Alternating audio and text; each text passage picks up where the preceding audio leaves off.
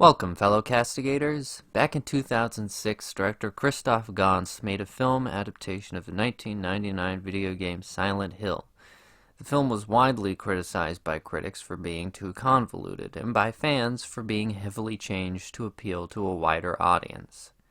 Thankfully, the movie's reputation has improved over the years, and most people, including myself, now focus more on what the film does get right. This is all terribly ironic because now Christoph Gans has returned to adapt Silent Hill 2, and it's being critically panned largely due to a perceived incoherence. It feels as if Gans can't win here. If the story adds too much to the pre-established lore, then he loses. But if he goes too far into Lynchian territory, then the audience is confused, and he still loses. That being said, I can understand both sides here. I'll try to avoid spoilers, but I'm going to assume that if you're actually going out of your way to pursue such a badly marketed film, then you've probably played the game before. Now, Return to Silent Hill is an incredibly artistic story. It takes few strides to inform you of the deeper themes, but lets you infer based on the grotesque imagery they show you. I was really enjoying the long sequences without dialogue or hand-holding. Just James descending into madness as his surroundings become increasingly hostile. Most of the beats of his journey are all there, including some of the weirder scenes like the flesh room. The only major loss is Eddie's scene in the meat locker, which tells us a lot about James as a person.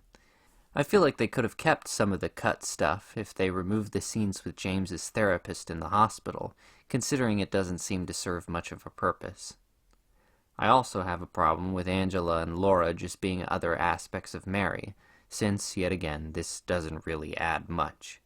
It's much more interesting that in the game, Angela is another tortured soul lost in Silent Hill like James, and Laura is basically a phantom of the little girl that James and Mary meant to adopt. That being said, what the film does, it does really well. Mary's background with the cult is expounded upon enough to add drama, but not so much that it's overly expositional.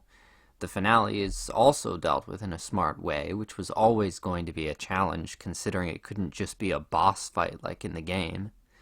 I do, however, wish they had spent more screen time on Maria. She has more or less the scenes she needs to have, but I would have liked to have seen the more eerie scenes like the jail cell conversation with James, or the scene where James stands over Maria's dead body, which serves as a good foreshadowing to the twist ending.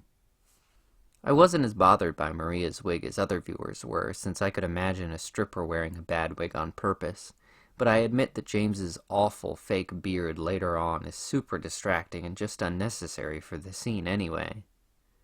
Another thing that didn't have me complaining as much as others was the acting.